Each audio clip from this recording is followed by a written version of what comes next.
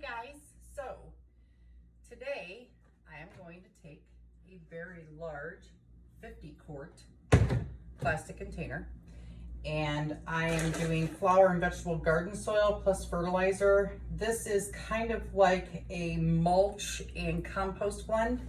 I'm also going to be adding perlite. I want to make sure that there is a lot of space in here and there's material in here that's going to hold water so that I'm not drowning this and having water sit in the bottom. So this is going to retain water that I'm putting in so that I'm very cautious not to overwater and have water sitting here that could rot any of the root systems. This is going to be for lettuce, and then I'm going to do another one of microgreens. So this is something that you can do right here in the garage over the winter. We have a thermometer up right now. It is 79 degrees, thanks to the tarps behind us. We have our grow lights up. Celery is doing great. Green onions are doing great. The cherry tomatoes are growing, but from what I'm researching, I may not get fruit from those because there is no actual sunlight. I'm gonna debate that, but I'm not gonna believe it until I at least try it on my own, right? So I'm going to go ahead and put in about a quarter of this bag of perlite. And then my depth. Now, I have seen this done where you actually lay this bag, a bag that would fit your container, lay it on the lid and just cut this portion of the bag out. Leave the whole bag on that lid. Plant your greens, your microgreens or your lettuces and use the tub as the top. So you're keeping varmints out. You're creating kind of a greenhouse effect and it can sit outside for quite a long time. So I'm not going to fill this up all the way.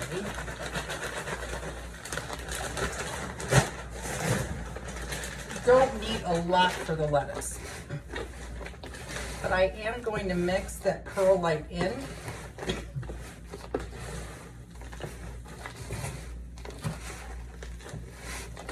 Now on your lettuce with the seeds, you don't really have to bury these too deeply.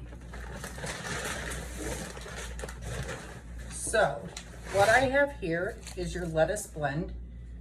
I don't know if you can see, but there, oh, I inhaled some of that dirt.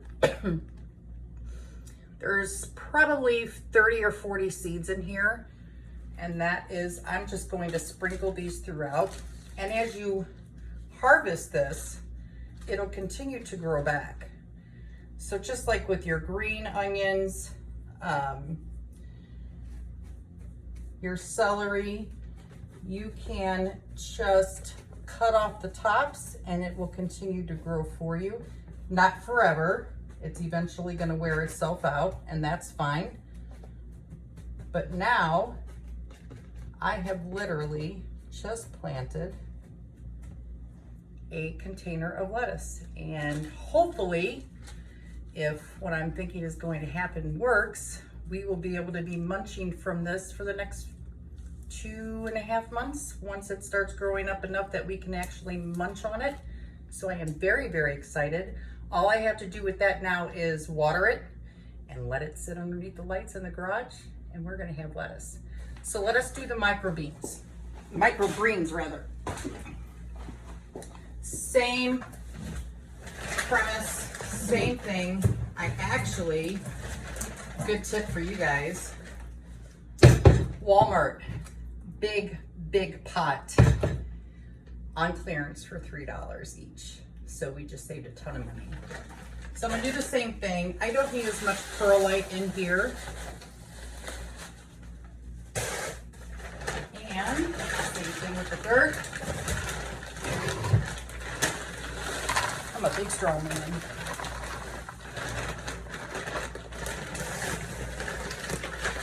And again, you can see I did not do a lot. You really don't need to.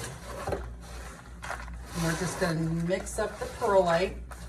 And again, these pots do not have drain holes.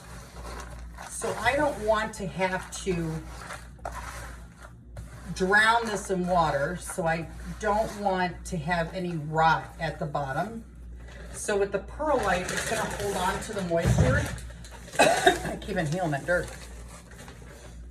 And therefore you won't have to water it as much and run the risk of any root rot. So here is your microgreens. And I'm probably gonna take about maybe 30 or 40 of these and spread them over the top. Again, I'm just gonna pat them in, water it, put it underneath the lights, and we're gonna see what's gonna happen. And I'm probably thinking in 5 to 6 days we should see sprouts. Stay tuned.